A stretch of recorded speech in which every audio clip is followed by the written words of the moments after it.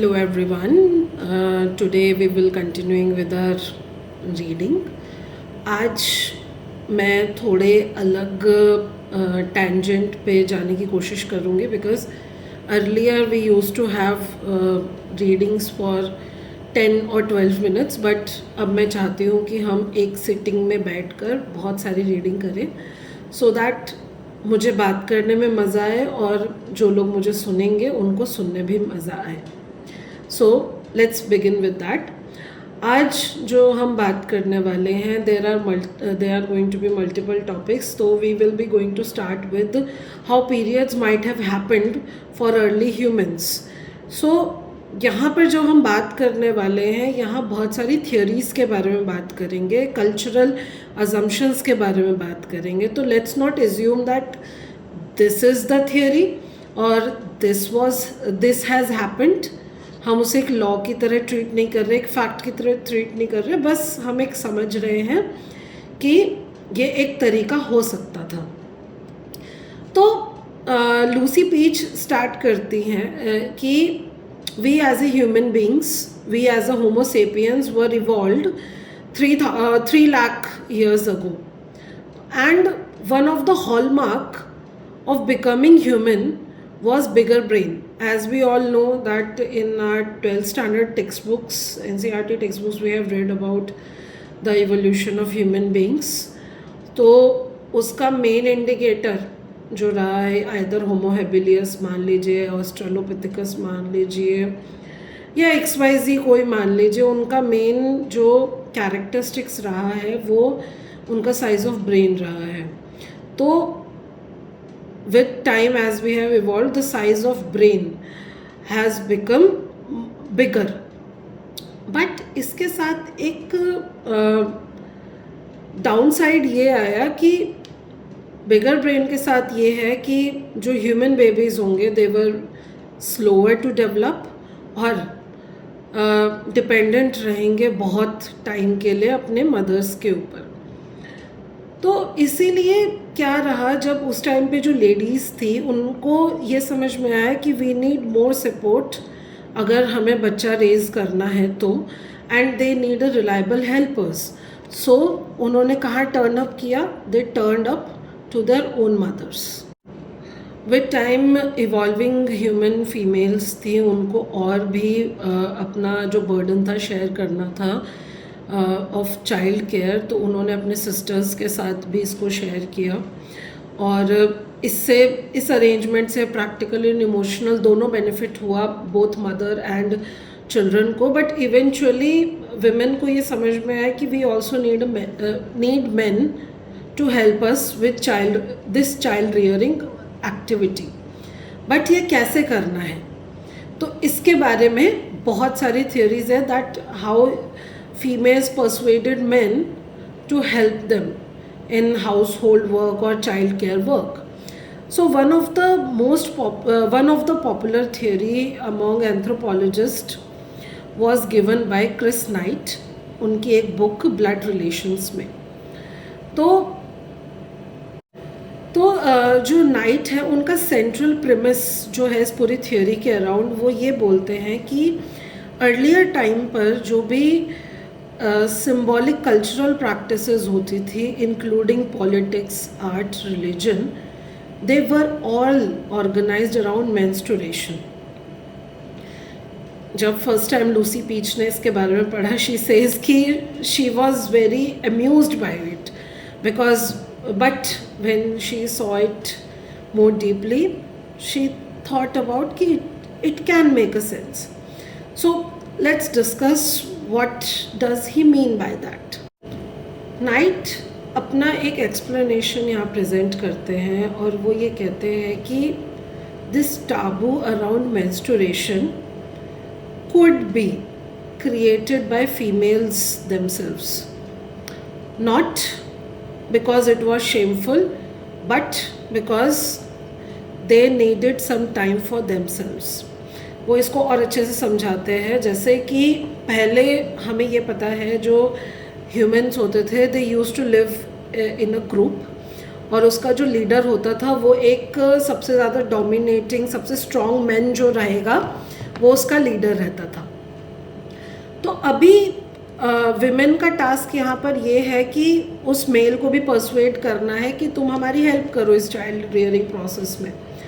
तो इन्होंने क्या करना स्टार्ट किया, इन्होंने ये बोलना स्टार्ट किया कि these will be the days 4 to 5 days when we are bleeding, we are saying no to sex because we are enjoying it, but our need to feed our children was greater.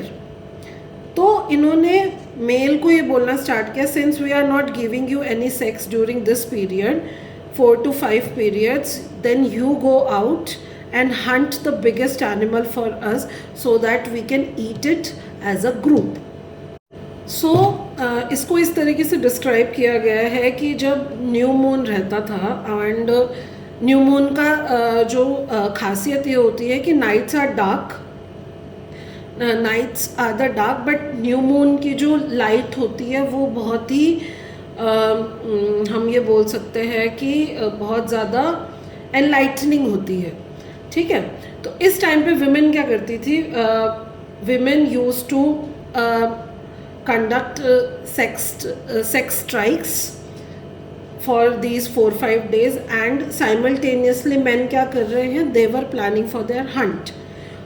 In days को इसलिए चुना जा रहा है because Knight Moon light, जब new moon होता है light होती है उसके अंदर, तो हंट करना आसान होता है और खुद को सेव करना भी इसमें आसान होता है। तो after the hunt when they use to come back, women used to entertain them, and इस पूरे सेटअप की वजह से क्या रहता था कि पूरा जो ग्रुप है उनका वो अच्छे से खा पी पाता था, जस्ट बिकॉज ऑफ इट। तो इनका एक फाउंडेशनल प्रिंसिपल ये था, इस पूरे एक्टिविटी का या पूरे इवेंट का आप बोल सकते हो, foundational principle is no meat is equals to no sex. And since women used to spend time together during these times, तो ऐसा बोलते हैं कि and we have also experienced that the periods used to synchronize, और जिसकी वजह से as all the women of the group were menstruating at that time, तो मेल्स को ये सीधा सिग्नल जाता था that it's time to hunt, it's time to get food। और इसको अगर थोड़ा हम बैक उसमें देखें, थोड़ा रिफ्लेक्शन में देखें, तो we can relate with that. Like when we are on our period, we want someone to cook for us. और अगर हमारे बेड पे कोई खाना हमको लाकर दे रहा है, या चिप्स या चॉकलेट लाकर दे रहा है, कितना खुशी होता है उस चीज़ में। तो इस बात को लूसी पीच भी रिफ्लेक्ट करती हैं अपने इस पूरे डिस्कशन में। सो नाइट इसमें थोड़ा और चीज़ ऐड करते हैं और वो बोलते हैं कि over time, as time evolved, women started creating some rituals and traditions around menstruation. तो उसमें एक tradition ये रहता था कि at that time of the month women used to paint some symbols on their body in order to indicate to the men that it's time to hunt. अगर हम night के हाइपोथेसिस को करेक्ट माने तो इसमें हम ये चीज़ भी देख सकते हैं कि अलोंग द लाइन कैसे ये जो पूरा मेंस्ट्रुअल कल्चर है धीरे धीरे ये बैक सीट ले लेता है। नाइट की थियोरी ये कहती है कि ये सारी चीज़ें कब होना स्टार्ट हुई, जब जो एनिमल को हंट करना है उसका साइज़ बड़ा है। जैसे ड्यूरिंग आइस एज के टाइम पे वो बात करते हैं कि अगर एक मैमोथ को अगर आप कैप्चर कर लोगे तो इसका मतलब ये है कि ग्रुप के लिए 1 मंथ के लिए आपको फूड मिल गया है। बट जैसे ही आइस एज एंड हुआ, कंडीशंस बहुत सारी चेंज हुई वर्ल्ड वाइड। एग्जाम्पल, वो कहते हैं कि Africa was the only place जहाँ पर इतने लार्ज साइज में जो एनिमल्स थे सर्वाइव कर रहे थे, बट बाकी जगह पे क्या हो रहा था, humans were adjusting themselves to survive on smaller animals. So 1 month का hunt, once in a month hunt जो पॉलिसी था, it was no longer sufficient because खाना उतना नहीं आ रहा था। तो इसकी वजह से बहुत सारी चीज़ें यहाँ पर चेंज हो गई। सो ये जो पूरे हंटिंग प्रैक्टिसेस थे with time, They were no longer regulated by moon cycle, और we can say by females. और ये जो सेल्फ इम्पोज्ड सेक्स स्ट्राइक्स थी ये भी बैक सीट पर चली गई. ठीक है, बिकॉज अब क्या है कि since men are not going on the hunt once a month, women are not getting time to come together and celebrate those days.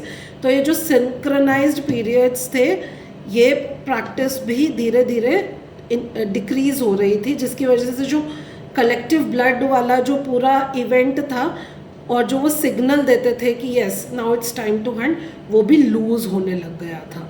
So as women were not bleeding in groups, जिसकी वजह से ये धीरे धीरे इनका जो पूरा ritual था वो लुप्त होता गया. और जो स्पेसेस पहले विमेन की होती थी जहाँ पर they use to come together and spend time together, gradually it became spaces for male, और इनको बोला गया male huts from which women were excluded and they were renamed as men's house or temple. And that's not all. In many places what happened, in order to prevent this whole system from collapsing, men started bleeding. Like they invented their own culture to bleed, not via menstruation of course. They started cutting their penises or some places around their ears, nose and arms, bleeding together and releasing enormous amount of blood. तो आज के date में इन सारी practices को हम mail circumcision के context में देखते हैं. तो ये पूरी थियोरी जो है वो नाइट बहुत अच्छे से अपनी किताब में इसके बारे में बात करते हैं. It's very interesting to look at it. So इन सारी थियोरीज को नाइट एक कंक्लूजन प्रोवाइड करते हैं इसके अंदर, और ये बोलते हैं कि जब मैन ने ये डिसाइड किया that their blood letting rituals are more important, तो इन्होंने एक बहुत ही फेमिलियर पैटर्न बनाया अमॉन्ग डिफरेंट रिलीजन्स.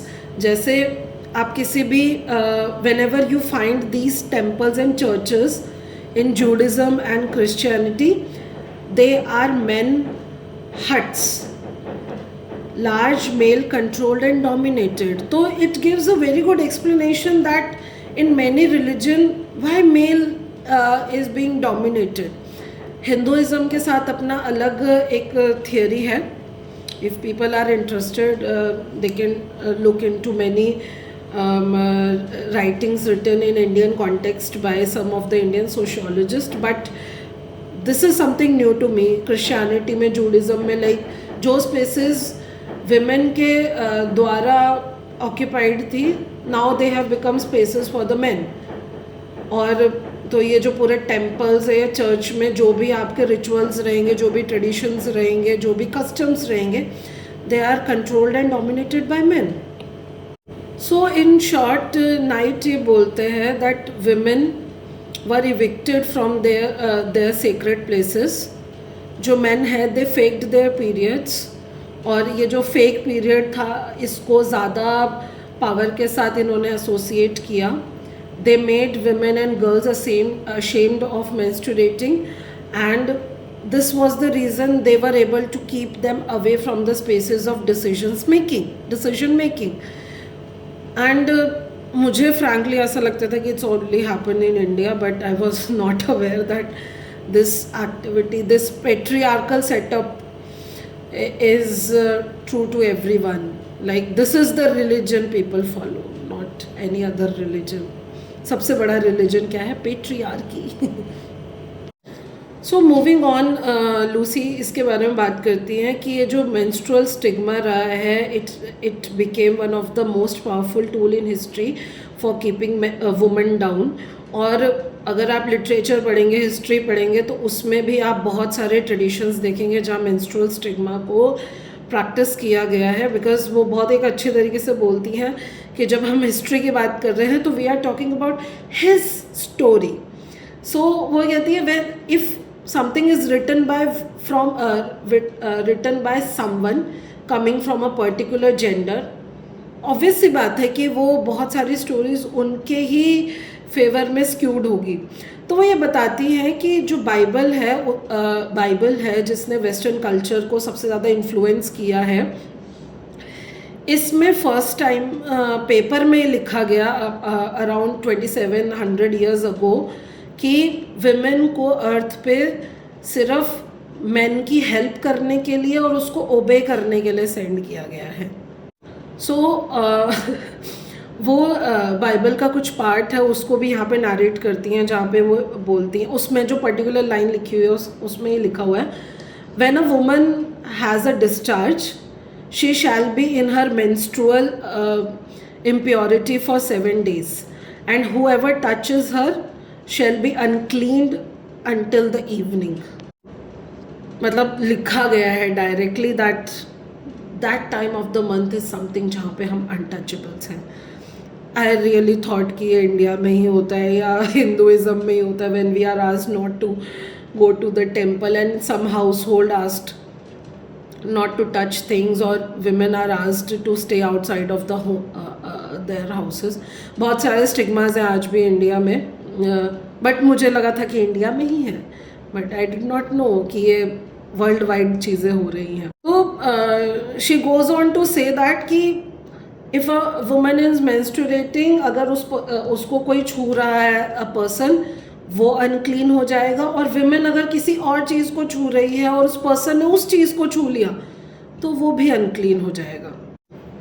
बट वो यहाँ पर थोड़ा सा ह्यूमर भी करती हैं हमें, वो ये बोलती हैं कि maybe something was lost in translation, maybe that particular phase was saying hey leave the bleeding ladies alone, they are busy bleeding and filth will rain upon you should you bother them, serious big time filth, make them a sandwich or else। मतलब it's very beautiful, like leave the bleeding ladies alone, ठीक है, उनको tension मत दो, उनके लिए चुपचाप तुम खाना बना कर लेकर आओ। मे बी वो पूरा फ्रेज यही बोलना चाह रहा था, but with time with translation it came to something else.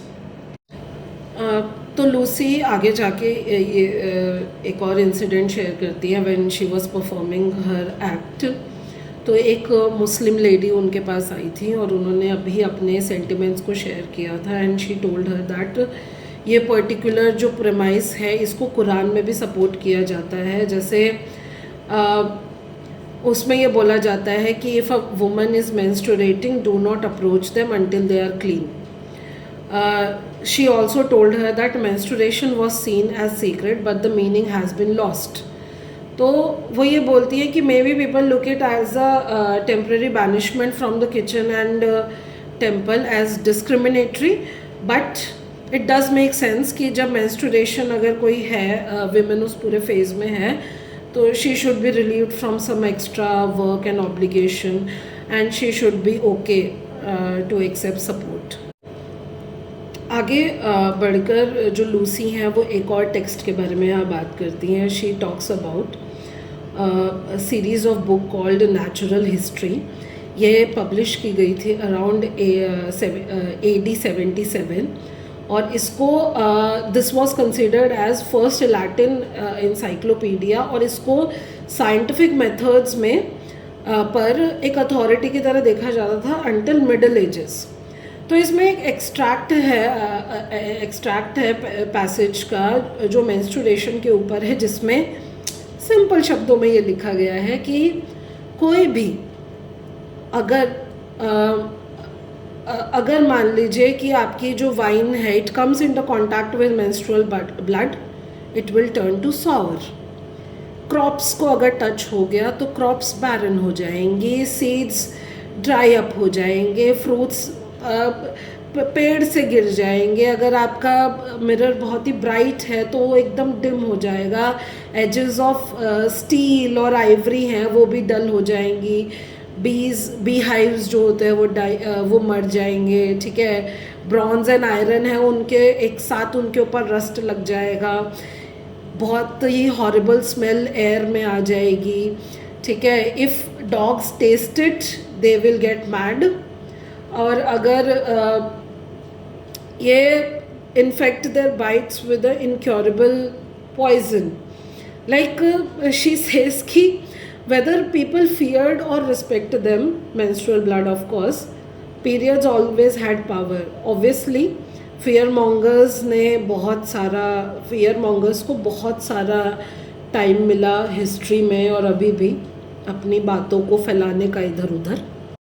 सो लूसीज पूरे सेक्शन को एक बात में कंक्लूड करती हैं. वो कहती हैं कि it's okay whether you subscribe with the idea of night, but जो पावर इम्बैलेंस है उसको इग्नोर करना इतना आसान नहीं है, बिकॉज इट परसिस्ट्स एवरीवेयर.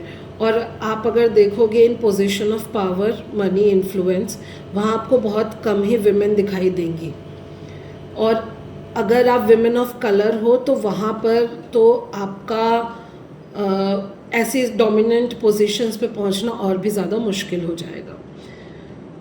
तो ये सारे पूरे डिस्कशन के बाद लूसी पीच एक बहुत अच्छा क्वेश्चन पूछती हैं अपने next section of this chapter में, जो है कि so where does that leave us, इससे हम कहाँ जाएंगे. सो दिस पूरा section of where does that leave us, इसको लूसी बहुत ही एक ऑप्टिमिस्टिक नोट पे स्टार्ट करती हैं, जिसमें वो बताती हैं कि ये पूरा जो हिस्ट्री रहा है, 1000 years का हिस्ट्री रहा है फेक ब्लड पीरियड्स का, it's lot to take as a collectively as a community also and individually also, especially if we are born in this era, and of course we are the modern creatures. तो यहाँ पर हमें ये पता है कि women can go to universities, they can have jobs, they can be a boss, have their bank accounts. We do have that right of having a bank account, और हमें लगता है ये बहुत normal है. But when we look at the history, अगर हम बात करें तो फर्स्ट वेव ऑफ फेमिनिज्म जो आया था उसका एक मेन बेसिस यही था कि women did not have the right to have a land.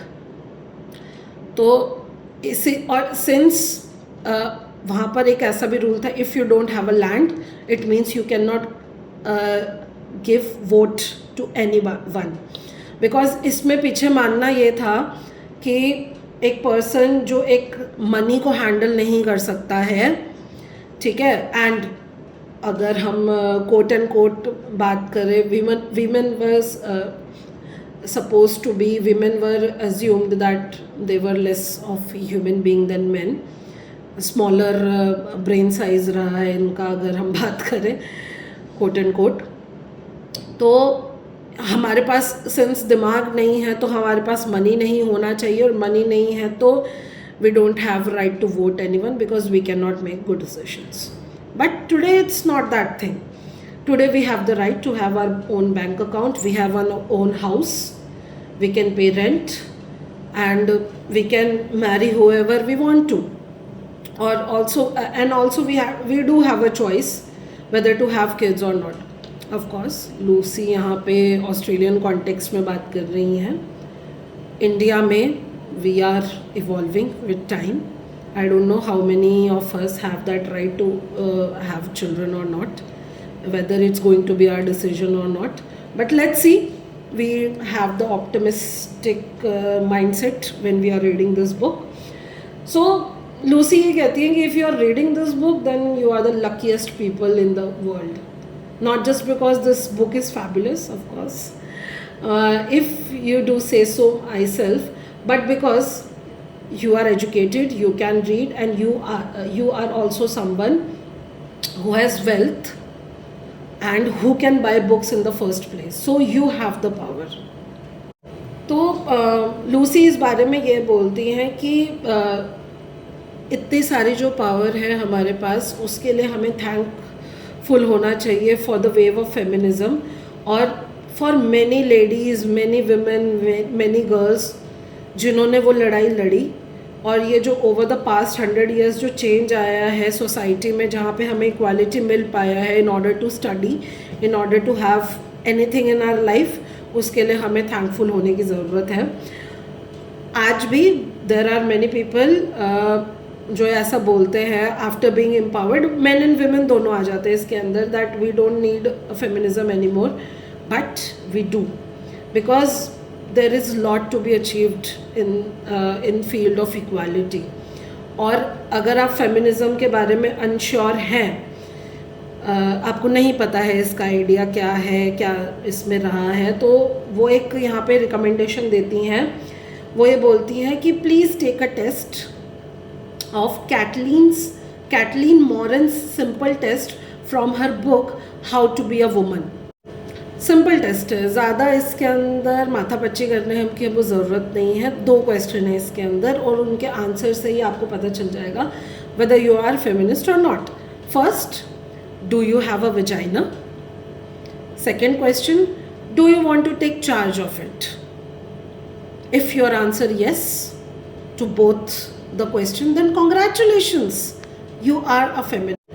She keeps on going and book के कुछ और बातों को बताती हैं, जिसमें बोलती हैं कि एक फैंटास्टिक इंसाइट है बुक में, जिसमें है कि I want a zero tolerance policy on all the patriarchal bullshit. And as a women, we all know that we want a zero tolerance policy. We don't want anyone spitting out patriarchal facts और अपने जो power है हम पे exert करना, चाहे वो men हो women हो. और if a woman is trying to control you, it means she has been mind washed by patriarchal setup. तो उसकी गलती नहीं है, she is also a victim. और मैं ये नहीं बोलती कि all the males are also exercising this patriarchal bullshit, but they are also victim in some sense, जिसके बारे में अभी हम ज़्यादा बात नहीं करेंगे because we are reading a feminist book, तो we will focus on that. Males, write a book for yourself, please. Next section of this chapter is period poverty, जिसमें लूसी पीच बात करती हैं कि जो menstrual stigma है, ये जो लेडीज़ हैं या पर्सन है जिनको भी पीरियड्स आते हैं, उनको जो चीज़ चाहिए उससे भी प्रिवेंट करता है. Like they could be asking for, or they would be needing pads, tampons or reusable alternatives, clean toilets, running waters, as well as menstrual education, but it should be a human right, but many of them are denied to us. And ये पूरा circle है, मतलब ये इतना surface level पे बात नहीं है, बस इसको सोच के ऐसे देखना है जैसे अगर एक छोटी बच्ची है जो स्कूल में जा रही है and she is not getting a space to change her pad और to clean her clothes if she get stains, because she can have a fear of harassment, क्योंकि वहाँ पे सेफ प्लेस नहीं है स्कूल के अंदर. तो इसका कॉन्सिक्वेंस क्या होगा, वो आगे स्कूल जाना बंद कर देगी. ठीक है, ग्रेजुअली क्या होगा, लेटर इन हर लाइफ जो उसको अपॉर्चुनिटीज़ मिलने वाली थी काम करने के लिए वो कम हो जाएगी, जिसकी वजह से और कम पैसा कमाएगी, वो कम इंडिपेंडेंट होगी और अपने लाइफ के लिए उसके पास कम कंट्रोल होगा, जिसकी वजह से everybody can control it and her life will be miserable. There is a author named Chris Bobel. उन्होंने एक किताब लिखी जिसका नाम था मैनेज्ड बॉडी, जिसमें वो ये बात करती है कि मेंस्ट्रुएशन के अराउंड ये स्टिग्मा ख़त्म करने के लिए सिर्फ आपको ये नहीं है कि आपने फ्री सैनिटरी पैड्स बांट दिए तो उससे लिबरेशन आ गया. Solution is more complicated then that. तो वो ये बोलती है कि विमेन, सबसे ज़्यादा जो विमेन को ज़रूरत है वो प्रोडक्ट्स की ज़रूरत नहीं है, सबसे ज़्यादा उसको ज़रूरत है इस स्टिग्मा से बाहर निकलना कि periods are shameful. Lucy she goes on to say that the root of period poverty is linked to menstrual stigma. और अगर women is not empowered to create her own solution, तो आगे जाके बहुत सारी दिक्कतें हो सकती हैं उसके साथ. ठीक है, और अगर if she is given that authority to choose her own solutions, then she can go beyond that. तो वो एक अकेडमी अवार्ड विनिंग डॉक्यूमेंट्री की बात करती हैं. ये इंडिया का केस वो बताती हैं. डॉक्यूमेंट्री का नाम है पीरियड एंड ऑफ सेंटेंस, जिसमें स्टोरी है काठी खेड़ा गांव की इंडियन लेडीज़ की, जिन्होंने पैड्स को कमर्शियली बनाना स्टार्ट किया, उसको बेचना स्टार्ट किया, और जिसकी वजह से देयर वर सम वुमेन जिन्होंने पहली बार अर्निंग्स करी अपनी लाइफ में। लूसी एक और इंसिडेंट के बारे में बात करती हैं। वो बताती है कि she met a woman who travels to Bougainvillea island, ये न्यू गिनी के अंदर सिचुएटेड है। वो ये बोलती है ये लेडी उस आइलैंड पे ट्वाइस अ ईयर जाती है वहाँ की लेडीज़ को सिखाने के लिए कि कैसे एक रीयूजेबल पैड बनाना चाहिए। क्यों? क्योंकि वहाँ की लेडीज़ क्या करती हैं उस आइलैंड पे, व्हेन दे आर ब्लीडिंग, तो वो पूरा वो जो ब्लीडिंग टाइम है वो उस सैंड पे बैठ के निकालती हैं। Like for 4 to 5 days they are sitting on the beach sand to get over that पूरा menstrual phase। तो बिकॉज कोई और अल्टरनेटिव था नहीं उन लोगों के पास। तो अभी ये बोलती है कि since now they are able to make their own pads, तो अब वो क्या कर सकती है, वर्क कर सकती हैं, they can earn and instead of sitting on the sand, so they do have a choice. And it's true for homeless and poor people also. Like अगर आपके पास चॉइस का इतना ही पैसा है, either you can buy a menstrual products और food for your family, obviously you will going to buy food for your family. तो ये पूरा जो स्ट्रक्चर है, पूरा जो सिस्टम है पीरियड पॉवर्टी का, ये बहुत ज़्यादा रूटेड है।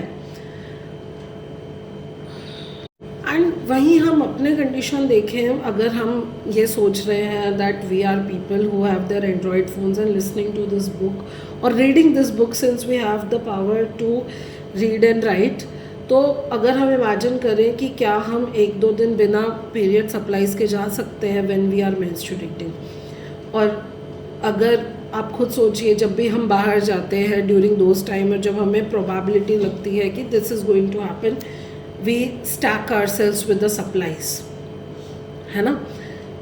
सप्लाईज के साथ स्टैक रहेंगे, कहीं भी हमें दिखेगा तो हम ओवर फुलफिलिंग करते हैं।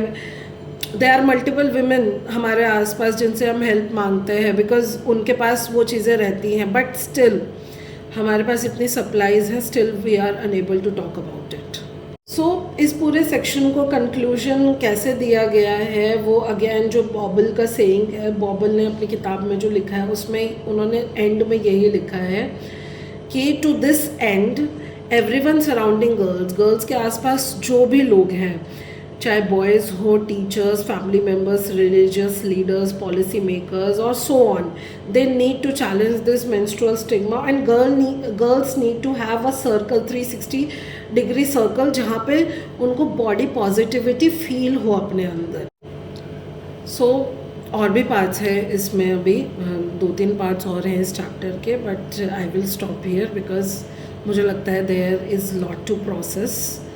एंड फ्रैंकली स्पीकिंग, मैंने सोचा था कि बहुत सारी चीज़ें वी इंडियन विमेन फेस नहीं पता था, सच में नहीं पता था कि बाहर के विमेन भी are struggling on different levels. And I know it's very unfortunate, but still thinking about कि yes, women from other countries और other continents are feeling the same, थोड़ा सा यहाँ पर एक कंफर्ट वाला फीलिंग आती है that we are not alone. So we will be continuing our reading for the next time. Thank you so much.